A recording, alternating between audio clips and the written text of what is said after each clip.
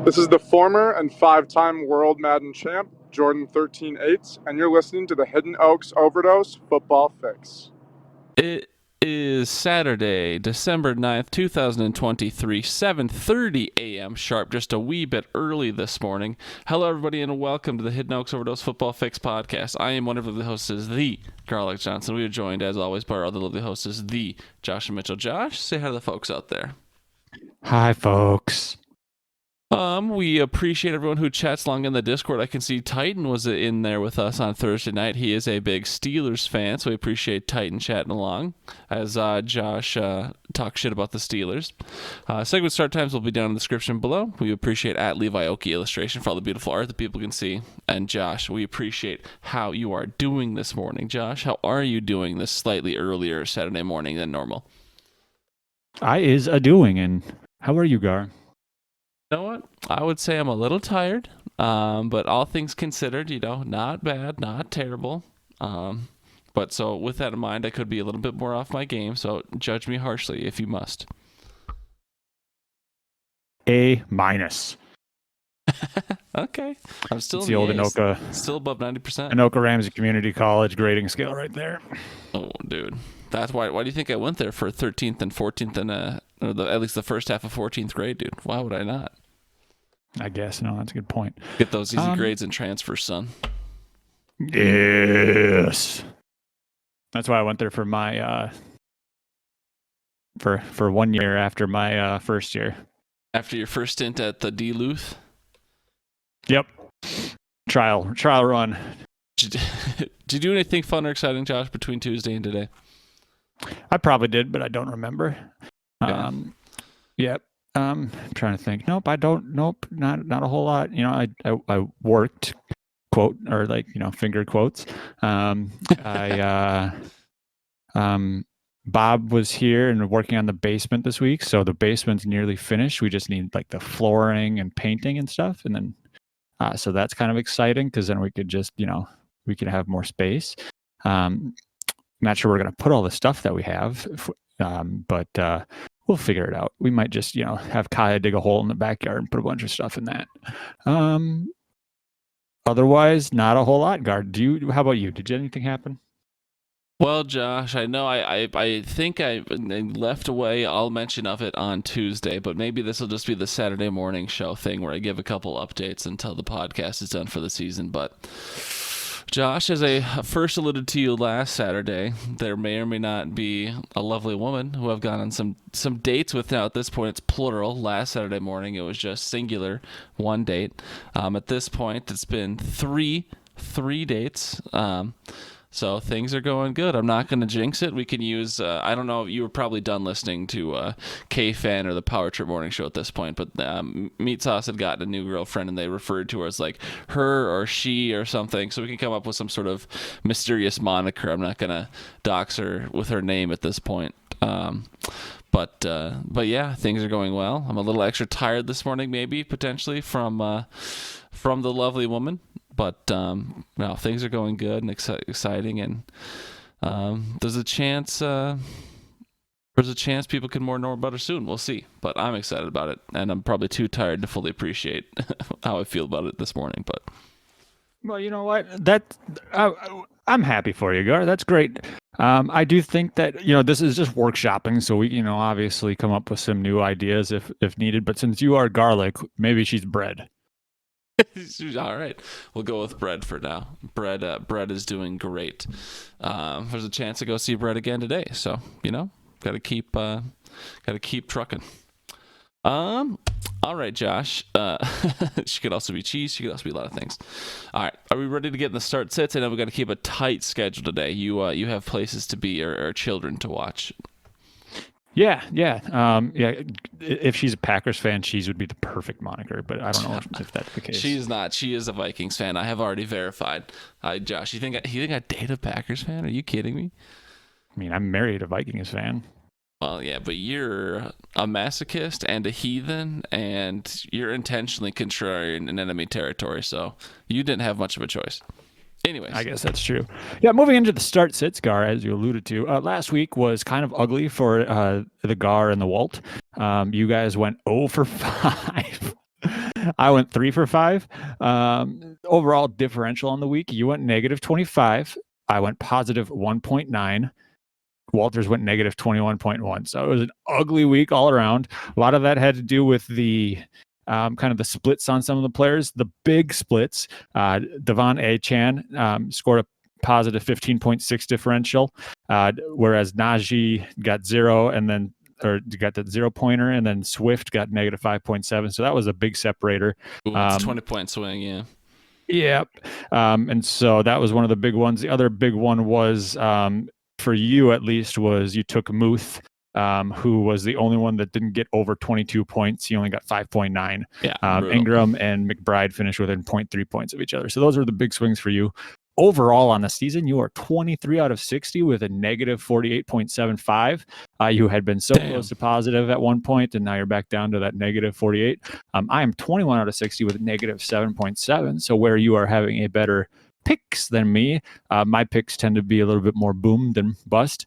And then Walters is at 12 out of 35 with a positive 12.8. So using the extrapolation of statistical analysis, data visualization, Walters is in last.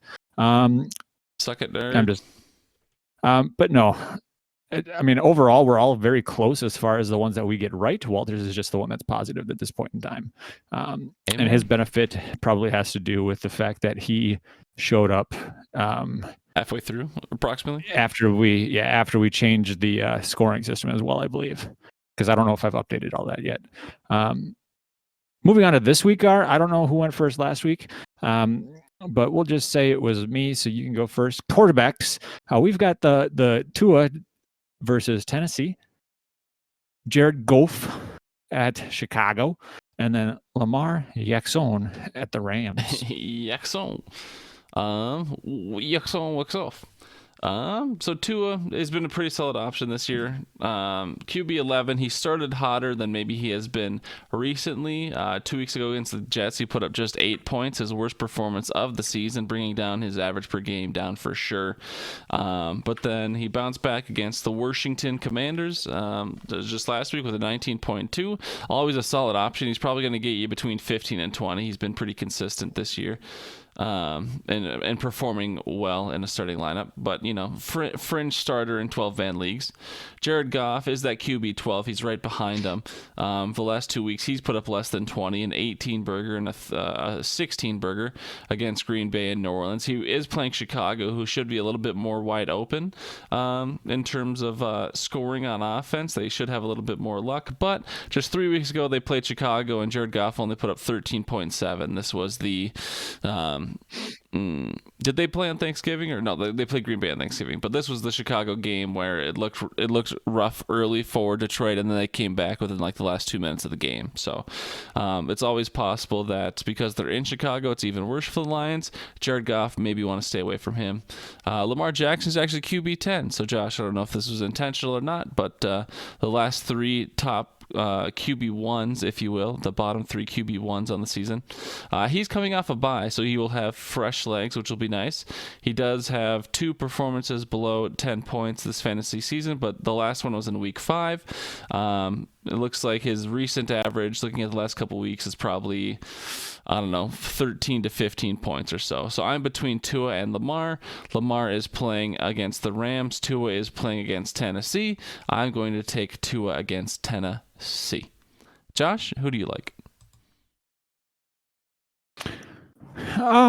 Yeah, so those were the 2 that I was leaning between, just because Goff has had kind of a bit of struggle recently, and Chicago's defense has actually stepped up.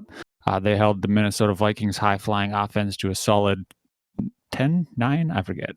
And so he's kind of out for me. Lamar has been kind of he started off hot and then he cooled off quite a bit. And so I'm going to go with Tua as well. I feel like actually, you know what? Screw it. I'm going with Lamar. Okay. And we will, Walters, we know we did broadcast half an hour early without letting you know, and that's on both of us. Whoa. I mean, what is it not on you as equally as it is on me? No, I mean, I told him. You told him 7 minutes before this morning. But anyway, so Walters, we'll let you just text in the chat later. We'll let you keep playing. So it's between Tua, Jared Goff, and Lamar Jackson. Josh, the running backs, we'll move on here. We will move on to, I believe that's got to be Zach Moss at Cincinnati. Jonathan Taylor's out for the Colts, so Zach Moss stepping up. Then we've got Devin Singletary, Houston Texan running back, playing at the Jets. And then finally we have Keaton Joshua Mitchell. Just kidding. Keaton Mitchell, the Baltimore Raven, playing versus the Rams, another Raven option up before us. So, Josh, who do you like between Moss, Singletary, and Keaton Mitchell? Well, Keaton has been kind of explosive in that offense and kind of getting a lot of looks doing different things.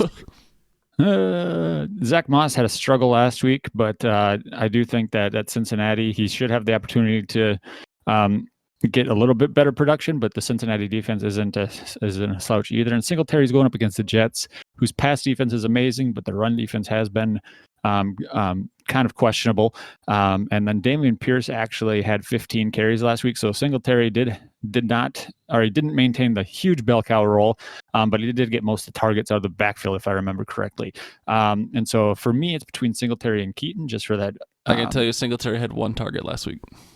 Oh, well, that's all Damian Pierce had as well, so I don't know. I'm going to stick with the Ravens in this one and just go with Keaton. He's got a cool last name.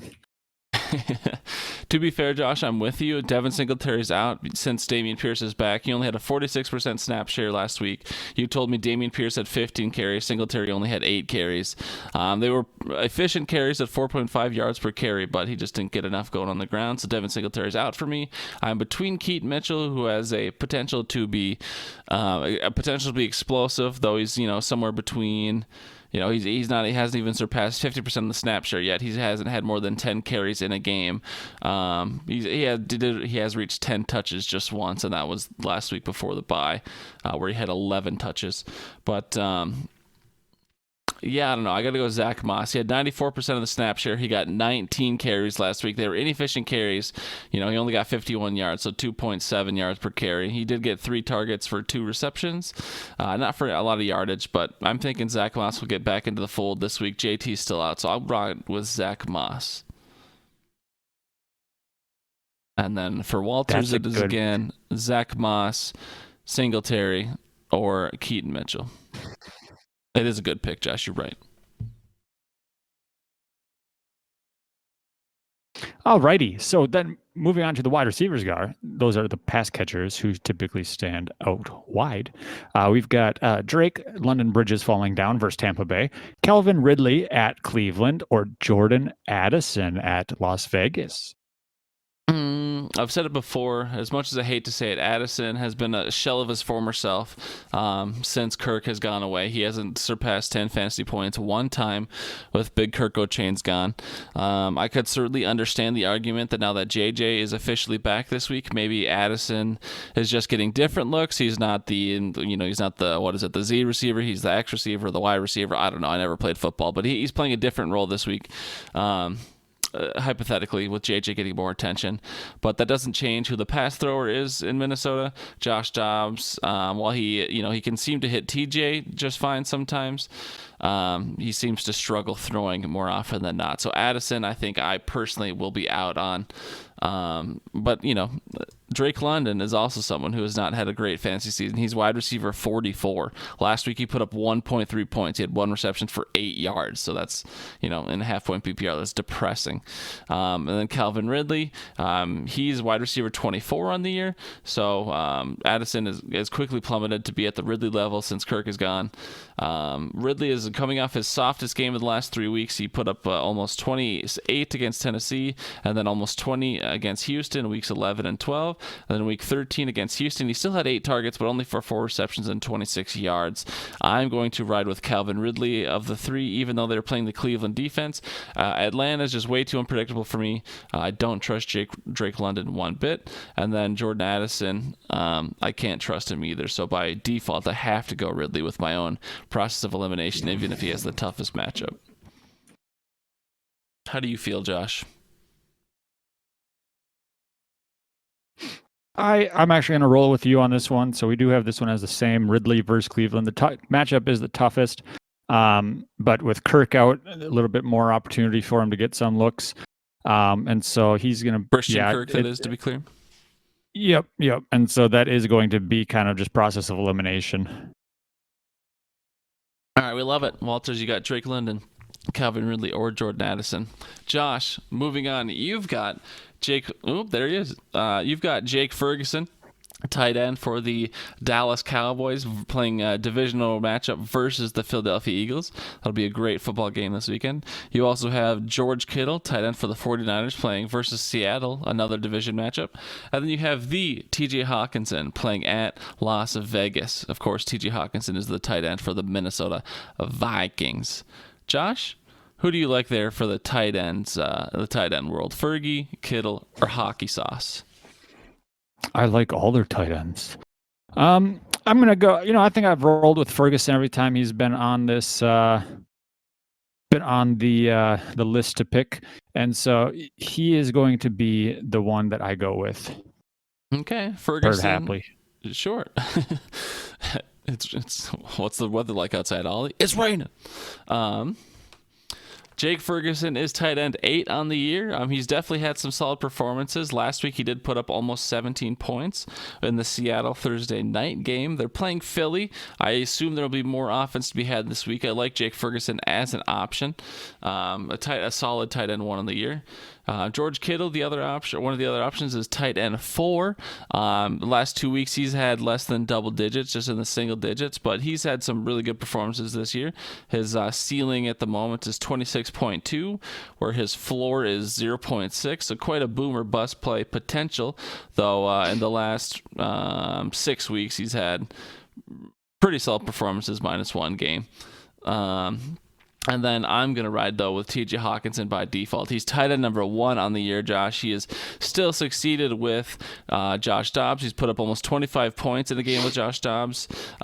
Is he quite as consistent since... actually, he might even be better since Kirk has been gone. At least more consistent. He has a tighter point spread since Dobbs has become the starter. So last week he had, or 2 weeks ago, he had 13.5. He's coming off a bye. They've had an extra week here to game plan a bit. Vegas, while Max Crosby is absolutely insane, I don't think people fear their defense necessarily, so I like TJ Hawkinson versus the Raiders, Josh. And Walters, we have been giving all 3. We'll let you play along in the chat because we did broadcast early, so your tight end options are Jake Ferguson, George Kittle, or TJ Hawkinson. But since we haven't brought you up to chat, we'll just keep moving, Josh. We will move down to the flexual ceiling of it all. This week we have to seal our chances for the playoffs within our flex position. So Josh, who do you like this week? You have Brandon Cooks, wide receiver for the Dallas Cowboys, playing versus the Eagles. You have Matt. Jesus fucking Christ, Josh. I'm so sorry. You're supposed to be the one that goes first this time, Guard, so I'm going to read him. Brandon Cooks versus Philadelphia. Alexander Fattison at Las Vegas. Oh, dude, he's no Eddie Lacy. Chill, dude. Yeah, you're right. Eddie Lacy could hold on to the ball because he thought it was Chinese food. Oh, dude, couldn't run anywhere though. Yeah, but that spin move was prime. And then Rashee Rice versus Buffalo. Gar, go ahead and pick. You got it. Brandon Cooks has certainly he had a breakout game about a month ago against the Jets. He put up almost 28 fantasy points. Then he kind of stunk against Carolina, but then he was really consistent the last 2 weeks against Washington and Seattle. 15.2 and 14.5. Playing against Philadelphia again, a stiffer defense to play, but also a game where the Cowboys should be capable of putting up more offense. Walters, you have to listen back to the show at the moment. Alexander Madison, he just kind of stinks. He is running back 30. He should not be in most starting lineups. He's a fringe flex play. But they're playing the Vegas Raiders this week, who should be a better matchup for He currently is doing between 40 and 60 yards every single week, which is nice and consistent. He hasn't had a rushing touchdown all year, which is probably his biggest attraction. He does have 3 receiving touchdowns, though, so he's not completely touchdownless. Alexander Madison is probably the worst option of the 2. And then Rashee Rice, he's had a lot of volume. Specifically, the last 2 weeks, he's had 10 targets and 9 targets for 8 receptions each. A touchdown against the Vegas Raiders, but not one against the Green Bay Packers when they lost on Sunday night. So I am between Cooks and Rashee Rice, I believe. I think Cooks has the safer floor, but I'll go for the boom this week, Josh. The Chiefs are playing Buffalo. This could be a high-flying offensive game. I think the Chiefs will have to pass a bit more. They're embarrassed after losing to the Packers up in Green Bay, so I'm going to go with Rashee Rice. Who do you like this week, Josh, between Cooks, Madison, and Rashee Rice? Yeah, I'm going to roll with the rookie. I'm going to roll with you as well. I'm going Rashee Rice just because they are probably pretty embarrassed about losing to the Packers, even though the Packers are eventual Patriot-like dynasty. And so it's going to be, I'm going to go with Rashee Rice. He has gotten a lot of volume, and they like what he's doing. He's getting the balls out of backfield. Plus, Isaiah Pacheco is out, and so they may open up more opportunities for him in the pass game because Jerick McKinnon is old and coming off injury, and Clyde Edwards-Helaire is trash. I'm trash. I'm trash. All right, Josh. And Walters is putting in Rashee Rice, so he'll go back. He'll get the rest of them, but he is with us in the flex here. Josh, I put it in the chat for him in the podcast chat. Oh wow, what a guy! All right, but that is our start sits for now. We'll move on because again we have to keep a tight time schedule for Mr. Mitchell today. Josh, we'll move on to our FanDuel bust of the week, and this will be a quick one. So we've just got one name each. Josh, who you got to be bussing this week and not in the good kids way? Who's bussing this week for you in FanDuel? Bust it. I'm going with he's returning from injury after being on the IR. They say he's going to get his 90% plus snap share, but he also has Josh Dobbs throwing the football. I'm going with Justin Jefferson, $9,000. Kind of a, are they going to try and force feed him to get him to 2,000 yards still this year? Probably. But can you imagine 20 targets? If he gets to 2,000 yards on the season, I'll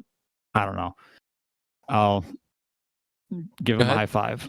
Oh, wow, dude. What a generous guy. Yeah, I was going to say, because I don't know if you guys are in the NFC North meme more on Reddit. I was going to say I was going to find the one guy's sock and offer to eat it for him, but I don't want to risk that. No. You don't know where that sock's been.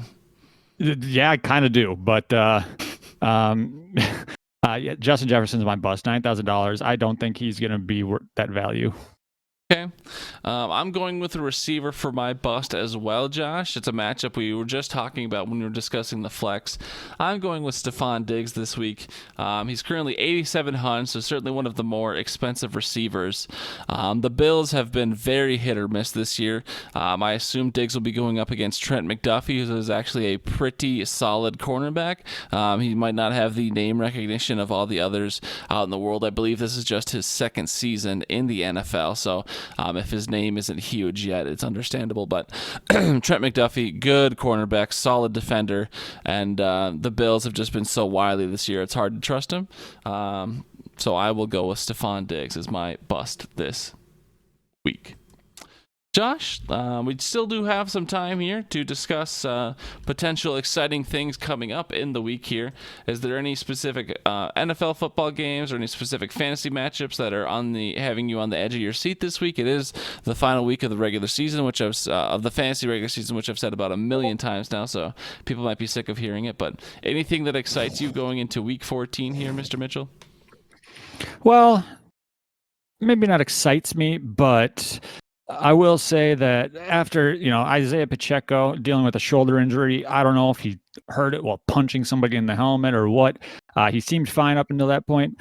Hearing that he's out, it's kind of a bummer for quite a few of my teams, especially in the Victoria's Secret League, where last week I already mentioned losing to Glick by less than 2 points cost me from locking in my playoff spot. And now I need to win either both, or I think I need to win just one, but I'm going up against Ben, who has the most points or one of the most points for one of the tougher teams with CMC and just a solid team. So I need to beat the spread, and Isaiah Pacheco is my running back 1 because Aaron Jones hasn't played very often. Jalen Warren only put up 6, so it's looking pretty abysmal for me. I'm going to need either CeeDee Lamb to put up 400,000 yards, or I'm going to need everybody else to stink. And otherwise, I'm going to find myself looking out of the playoffs. So yeah, that's fun. Other than that, Packers on Monday versus the Giants should be a great trap game for me to get super depressed about. And so yeah, looking forward to that. Yep. How about you, Gar? I mean, just from a football standpoint, I think, the divisional NFC North matchup is Detroit-Chicago, seeing if Chicago could try and stack a win, since Detroit did struggle against them just a couple of weeks ago, or if Detroit is back to their more dominant form this year. They're certainly not one of the greatest teams in the NFL, but they have been good. So to see what Detroit can do against Chicago, a team they struggled with recently. I also think, excited to see what the Vikings could do coming off a bye. Jefferson back, does that dramatically change the dynamic, or is it more of the same? Whereas the Vikings, you can obviously tell they're starting a backup quarterback. Time will tell, but we'll see. And I'm also interested to see, because definitely Jefferson is very expressive on the field and on the sideline. When Jefferson's getting missed for what should be easy completions, or when Jefferson's not getting looks, even if he is covered by a defender, I'm interested to see what sort of reaction and body language to see out of Jefferson, because I feel like it's, at least from my perspective, I can't know for sure, but from what I think I know, I think it's easy to read Jefferson, and he could already get pretty frustrated with Kirk on the field. I know, not to say they don't have a good relationship, but he's just someone who really lives in that moment. So I'm interested to see if it's much worse with Dobbs out there, if Jefferson is way more frustrated, or if it looks very similar. So that's just as a Vikings fan, as someone who watches the games closely, I'll be interested to see what Jefferson is like. Of course, KC Buffalo should be a good game Sunday night. Philly Dallas, that's a huge game. I don't think most people are counting on it, because Dallas is always that team that looks good, but they struggle against the good teams. But right now, Dallas could steal that division, which is crazy to say, if the season ends right for them. So that'll be a huge playoff implication matchup. Both teams destined for the playoffs at this point. And then 2 Monday night games, Tennessee, Miami, and Green Bay Giants. All right, yeah, and Green Bay and the Giants. So that should all be exciting. But yeah, I'm just a fan of football, so I'm excited to see what Week 14 can bring us. I don't think. I'm going back to Jefferson real quick before we move on. Yeah, I agree. He's very expressive on the sidelines, and I don't know, just with Al, and he does have a backup quarterback, and so you mentioned him not getting looks when he's thinking when he's one-on-one. That could be a big thing, because coming off of a 4 interception game with Dobbs, it's he's probably kind of he might go in gun shy. And if he goes out there and he makes a pass to JJ in single coverage and it's a bad pass and it gets picked, or he makes a pass to somebody else and it gets picked, he may be pretty hesitant to give him those looks in one-on-one opportunities. Not that JJ is going to get many one-on-one opportunities, but it is something that, definitely to keep in mind. We may see JJ just decide to sign with a different team this offseason, or after this game, not even wait till the offseason. Sure. Yeah, anything's possible. We will see how things... Actually, that's probably not possible. But probably not possible? Okay. Time will tell. But Walter's in the chat says, I think Dobbs will have a short leash this weekend. Time will tell. I mean, they decided to stick with him versus going back to Hall or trying to start Mullins. They stuck with Dobbs, so we'll see how things go. But Josh, we are running out of time. Your wife has to leave, so we will leave it at that. We will hit the outro. Do you want to... I know you've talked about Ben. I didn't hear other names. I know you said them, but is there anyone specifically you want to call out, whether it's to wish good luck or to talk trash against? As the playoffs loom? No, because it's just going to jinx me, and I'm terrible at things. But I do wish Walters good luck after Zeke Elliott put up so many points against me this week and deflate these balls. I do think that, Walters, you're going to get your first win of the year. Good job. Can you imagine? And starting your playoff push a little bit late. Started getting week 14. But okay, yeah, I don't have all my matchups in front of me. I don't think I have any winning in games. I don't think I'm on the fringe anywhere necessarily. So I'll just say good luck all to the nerds out there, and we'll see you in the playoffs, because I think I'm going to make the playoffs in every league but one. So that'll be exciting. But yeah, we love you, everyone. We will see you on Tuesday evening, and we wish you a merry, happy Week 14. Good luck, everybody. Yeah, actually, Walters, I do wish you luck in beating Jack, because your trade with Glick made absolutely 0 sense for you.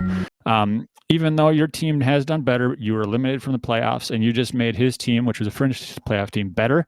And of course, the player that you traded him is the one that put up 25 against me last week, giving me a loss. So yes, team chemistry is everything, and you gave Glick's team more chemistry, because his is on the fringe of a playoffs, whereas yours is on the fringe of getting a better opportunity for nothing. I mean, what league is that in? Victoria's Secret. Traded Derrick Henry for, I don't even know. I mean, isn't there like a punishment in that league though? There's still something to play for, right? He wasn't going to get the punishment. There are only a couple teams in the Is there a consolation prize? No.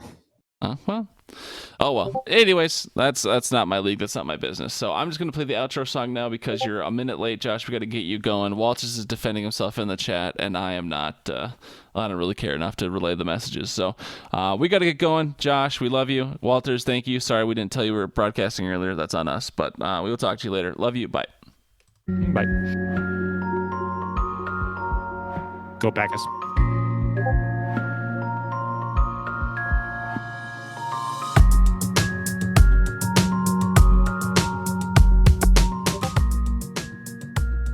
Good morning.